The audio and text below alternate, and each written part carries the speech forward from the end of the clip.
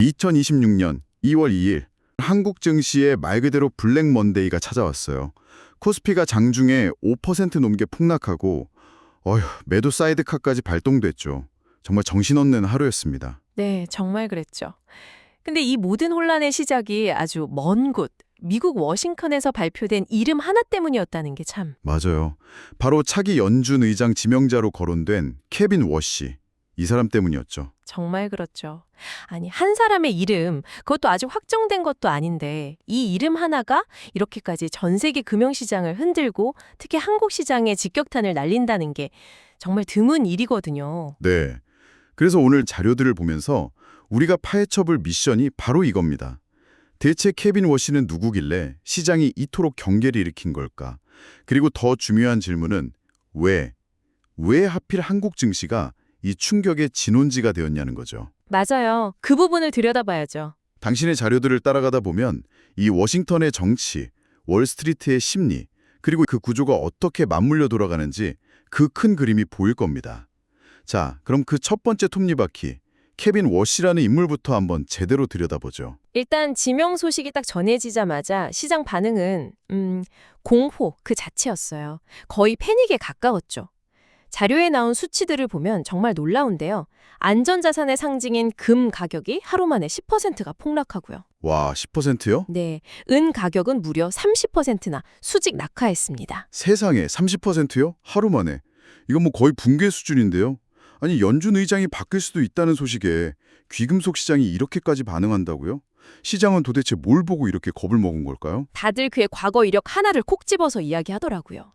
2010년에 2차 양적 완화, 그러니까 QE2라고 하죠? 네네, QE2. 그때 연준이 돈을 더 풀려고 할 때 유일하게 반대표를 던졌거든요. 인플레이션이 우려된다면서요. 바로 그 이력. 네, 시장은 그 과거의 한 장면에 모든 걸 건 거죠. 저 사람이 의장이 되면 시장에 풀린 돈을 모조리 빨아들일 초강력 매파가 나타났다. 이런 공포감이 순식간에 퍼진 거예요. 그렇군요. 그런데 여기서 케빈 워시라는 인물을 좀 더 입체적으로 들여다볼 필요가 있어요. 이력 자료를 보면 이 사람이 우리가 흔히 생각하는 연준 의장하고는 배경이 좀 달라요. 어떻게 다른가요? 경제학 박사가 아니라 변호사 출신이거든요. 변호사 출신이요? 그건 좀 특이하네요. 그렇죠. 하지만 금융계 경력은 아주 화려하던데요. 모건 스탠리 부사장의 그 전설적인 투자자 스탠 드러케밀러의 패밀리 오피스 파트너까지. 월스트리트의 생리는 뭐 누구보다 잘 아는 사람이겠어요? 맞아요. 민간 금융의 정점을 경험한 사람이죠. 근데 동시에 2008년 글로벌 금융위기라는 정말 엄청난 시기에 연준 이사로 일했어요. 공공 영역의 위기 대응까지 경험한, 그러니까 민간과 공공, 양쪽 시각을 모두 가진 복합적인 인물이라는 겁니다. 그렇군요. 여기에 또 하나의 중요한 변수가 더해지는데 바로 그의 정치적 연결고리입니다. 그 부분을 빼놓을 수 없죠. 장인이 에스티 로더 상속자인 로널드 로더. 트럼프 전 대통령의 오랜 친구이자 막강한 후원자잖아요. 맞아요. 그래서 지명 소식 나오자마자 연준 독립성이 흔들리는 거 아니냐는 우려가 바로 터져나왔고요. 연준에 대해 굉장히 비판적이었어요. 보내주신 도이처방크 보고서에 그 비판이 잘 정리되어 있는데 크게 세 가지로 요약할 수 있습니다. 첫째, 연준이 기후변화 같은 본연의 임무를 벗어난 일에 자꾸 신경 쓴다. 임무범위 이탈이라는 거죠. 잠깐만요. 임무범위 이탈이라 그건 그러니까 연준은 오직 물가 안정과 완전 고용 여기에만 집중해야 한다는 원칙론적인 이야기군요. 바로 그거죠. 둘째는 미래를 예측하기보다 과거 데이터에 너무 의존해서 맨날 뒷북만 친다는 비판. 그리고 셋째가 가장 중요한데요.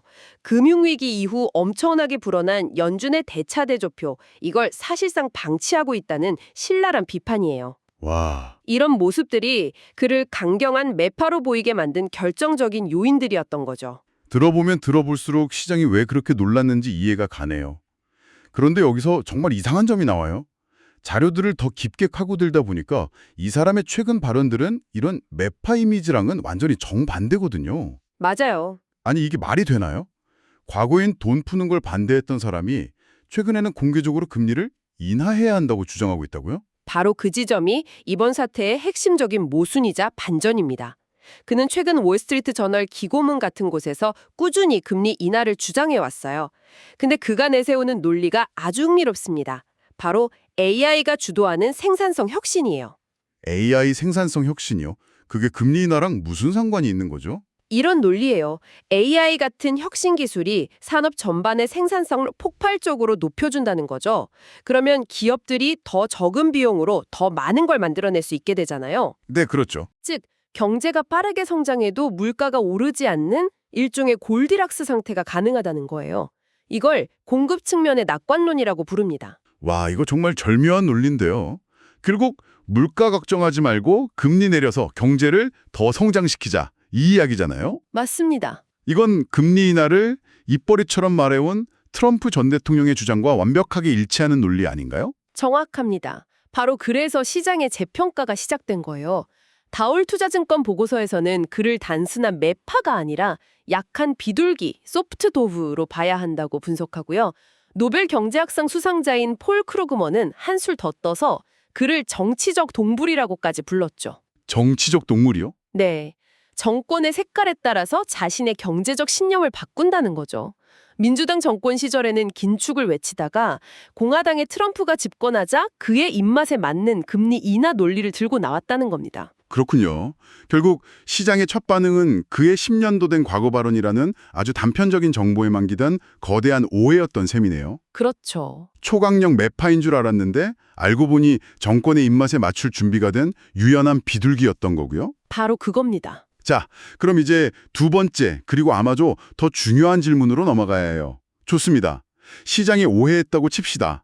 근데 그 오해의 후폭풍을 왜 우리가, 대한민국 증시가 가장 혹독하게 맞아야 했냐는 거죠. 여러 자료들을 종합해서 퍼즐을 맞춰보면 그 충격의 전파 경로가 아주 명확하게 그려져요. 마치 도미노가 넘어가는 것처럼 5단계로 진행됐죠. 첫 번째 도미노는 방금 우리가 이야기한 워시는 강력한 매파라는 오해. 네, 그 오해 때문에 인플레이션 해지 수단으로 여겨졌던 금과 은 같은 귀금속 시장이 박살난 게 두 번째 도미노였고요. 맞아요. 여기서부터가 정말 중요해지죠. 네, 세 번째 도미노가 정말 결정적이었어요. 이 귀금속 시장에는 레버리지, 그러니까 빚을 내서 훨씬 더 큰 규모로 투자했던 글로벌 헤지 펀드들이 많았거든요. 그런데 자산 가격이 30%씩 폭락해 버리니까 증거금이 부족하다면서 돈을 더 채워 넣으라는 마진콜을 받게 된 거예요. 빚내서 투자했는데 순식간에 자산이 휴지 조각이 될 위기에 처한 거군요. 그럼 당장 현금이 필요했을 텐데. 그렇죠. 그래서 이 펀드들이 네 번째 단계로 보유 자산 중에 가장 빠르고 쉽게 현금화할 수 있는 것들을 닥치는 대로 팔기 시작한 겁니다. 그리고 마지막 다섯 번째 도미노. 그들이 현금을 마련하기 위해 가장 먼저 달려간 곳, 그들의 타겟이 바로 한국 증시였던 겁니다. 와, 잠시만요. 여기서 오늘의 진짜 아하 포인트가 나오네요. 왜 수많은 시장 중에 한국 시장이 글로벌 펀드들의 현금 인출기가 된 걸까요? 그 표현이 정말 날카로운데요. 그러니까 전 세계 어디선가 큰 불이 나면 가장 먼저 달려가서 돈을 빼오는 곳이 바로 한국 시장이라는 말씀이시죠? 네, 유안타증권의 수급 분석 자료를 보면 바로 그게 현실이에요. 여기에는 한국 시장이 가진 아주 독특한 구조적 특징 세 가지가 작용합니다. 첫째, 한국 시장은 시장의 방향성을 외국인이 결정해요. 방향성이요? 네, 하루 거래량만 보면 개인 투자자들이 훨씬 많아서 우리가 시장의 주인인 것처럼 보이지만 사실 코스피 지수를 끌어올리거나 내리고 또 어떤 업종이 시장을 주도할지 결정하는 건 결국 소수의 외국인 자금이라는 거죠. 그러니까 개미 투자자들이 아무리 힘을 합쳐서 주식을 사도 거대한 외국인 자금이 팔기로 마음먹으면 시장은 속수무책으로 무너질 수밖에 없는 구조라는 거네요. 그들이 운전대를 잡고 있는 셈이죠. 그렇군요. 근데 그 운전대마저 직접 손으로 잡고 있는 게 아니에요. 그게 두 번째 특징인데 바로 프로그램 매매의 압도적인 비중입니다. 프로그램 매매. 자료에 따르면 코스피 전체 거래대금의 70%, 외국인 전체 거래량의 거의 60%가 프로그램 매매를 통해 이루어져요. 70%요? 그 말은 사람이 일일이 상황을 판단해서 주문을 내는 게 아니라 그냥 미리 짜인 알고리즘에 따라 컴퓨터가 기계적으로 그리고 인간보다 훨씬 빠른 속도로 주식을 사고 판다는 뜻이잖아요. 맞습니다. 이건 정말 무서운 이야기인데요. 감정도 없고 자비도 없는 돈의 흐름이 시장을 지배하고 있다는 거니까요. 바로 그 점이 핵심입니다. 빠르고 거대하고 기계적으로 움직이죠. 여기에 세 번째 특징이 화룡점정을 찍습니다. 한국 시장은 현물과 파생 시장이 아주 긴밀하게 연결되어 있다는 점이에요. 아, 현물과 파생? 네, 예를 들어 외국인들이 선물 시장에서 매도 포지션을 잡으면 그 신호를 받은 국내 기관들의 현물 프로그램 매매가 자동으로 따라서 매물을 쏟아내는 식으로 움직임이 서로 증폭되는 구조를 가지고 있어요. 알겠습니다. 이제 그림이 완벽하게 그려지네요. 정리하자면 글로벌 펀드들이 급하게 현금을 마련해야 했을 때 첫째, 외국인 자금의 영향력이 절대적이고 둘째, 거대한 자금이 알고리즘으로 초고속으로 움직이며 셋째, 현물과 파생이 연동돼서 그 움직임이 더 증폭되는 한국 증시는 그들에게 세상에서 가장 효율적인 현금 인출기였던 셈이군요. 정확합니다. 이건 악의 문제가 아니라 그냥 잔인할 정도로 효율적인 시스템의 문제였던 거죠. 시장의 오해는 서서히 풀리고 있고 워시라는 인물의 진짜 모습도 드러나고 있어요. 그렇다면 그가 이끄는 연준은 실제로 어떤 모습일까요? 대부분의 분석 자료들, 예를 들어 대신증권, NH투자증권, 키움증권 보고서들은요, 공통적으로 워시가 의장이 되더라도 금리 인하는 재개될 것으로 전망하고 있어요. 아, 오히려 인하가 재개될 거다. 네, 오히려 더 빨라질 수도 있다고 보죠. 당장 6월이나 9월에 추가 인하가 가능하다는 예측이 나오고 있습니다. 그간에 세우는 AI 생산성 혁명이라는 논리가 금리 인하에 아주 좋은 명분을 제공해 줄 테니까요. 좋아요. 트럼프의 입맛에 맞춰 금리는 내린다고 칩시다. 하지만 아까 지적했던 그의 또 다른 신념은 어떻게 되는 거죠? 연준의 비대해진 자산을 축소해야 한다는 그 소위 양적 긴축, QT에 대한 확고한 신념 말이에요. 아, 대차 대조표 매파로서의 모습. 네. 금리를 내리는 건 엑셀을 밟는 건데 자산을 축소하는 건 브레이크를 밟는 거 아닌가요? 어떻게 엑셀과 브레이크를 동시에 밟을 수가 있죠? 아주 날카로운 지적이에요.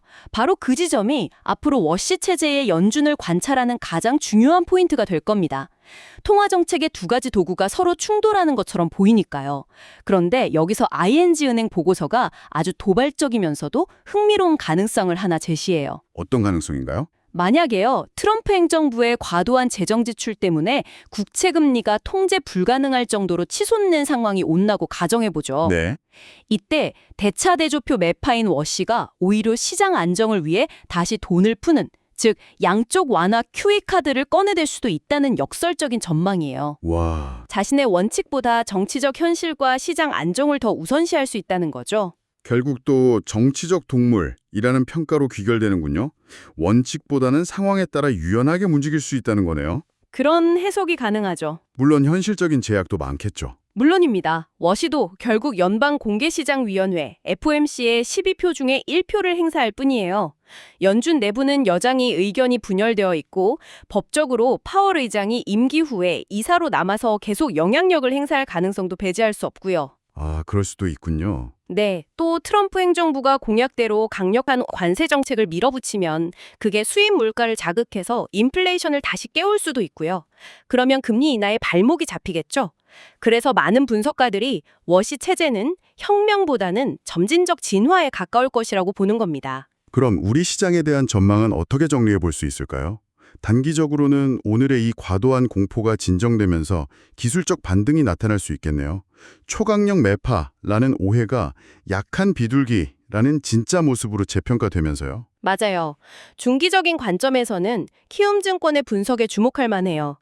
워시의 금리 인하 친화적인 스탠스는 결국 달러 약세로 이어질 가능성이 높은데 이건 원달러 환율 안정에 기여하거든요. 아, 그렇죠. 안정적인 환율은 외국인 자금이 한국 시장으로 다시 돌아올 수 있는 좋은 환경을 만들어주죠. 와, 정말 아이러니하네요. 오늘 한국 증시를 폭락시킨 그 장본인이 역설적으로 앞으로 외국인 자금을 다시 불러들이는 계기를 만들 수도 있다는 거잖아요. 네, 오늘의 충격이 단기적인 해프닝으로 끝나고 시장이 다시 펀더멘털에 주목하는 계기가 될 수도 있다는 긍정적인 해석도 가능합니다. 좋습니다. 오늘 정말 많은 이야기를 나눴네요. 한번 정리해보죠. 오늘의 폭락 사태는 단순히 한 인물에 대한 해프닝이 아니었어요. 시장이 그의 과거에만 집착해 만들어낸 오해, 그 오해의 공포로 즉각 반응한 알고리즘, 그리고 그 충격을 온몸으로 흡수할 수밖에 없었던 한국 증시의 구조적 취약성, 이 세 가지가 결합해 만들어낸 일종의 퍼펙트 스톰이었다고 볼 수 있겠네요. 정확한 요약입니다. 우리는 워싱턴의 정치적 결정 하나가 어떻게 전 세계 금융시장의 신경망을 타고 순식간에 퍼져나가서 특정 시장의 가장 약한 고리를 정확히 타격하는지 실시간으로 목격한 셈이에요. 앞으로 글로벌 시장의 상호작용을 이해하는데 아주 중요한 교훈을 얻었다고 생각해요. 자, 그럼 이제 마지막으로 한번 깊이 생각해 볼 만한 질문을 던지면서 마무리할까 합니다. 지금까지 우리는 워시가 금리에 미칠 영향에 주로 집중했잖아요? 그랬죠. 하지만 자료들을 보면 그가 가진 또 다른 핵심 신념이 있어요. 바로 과거 연준의 완화적인 통화 정책이 정부가 막대한 빚을 내는 걸 가능하게 만들었다는 소위 화폐적 우위에 대한 비판이죠. 아, 네. 아주 중요한 지점입니다. 여기서 아주 흥미롭고 어쩌면 조금은 섬뜩한 질문이 파생돼요. 만약 걔가 이끄는 공급주의 연준이 트럼프 행정부의 재정 지출 확대를 용인하기 위해 금리는 낮게 유지하는 동시에 연준의 독립성을 강조하면서 자신의 신념대로 대차 대조표는 축소하려고 한다면 어떻게 될까요? 정부는 돈을 더 쓰게 하고 중앙은행은 돈을 걷어들이고 네, 이 두 가지 상충돼 보이는 목표 사이에서 과연 통화정책과 재정정책 사이에는 어떤 새롭고 예측하지 못했던 긴장과 리스크가 나타나게 될까요? 이것이야말로 워시의 체제의 연준이 앞으로 우리에게 던질 진짜 질문일지도 모릅니다.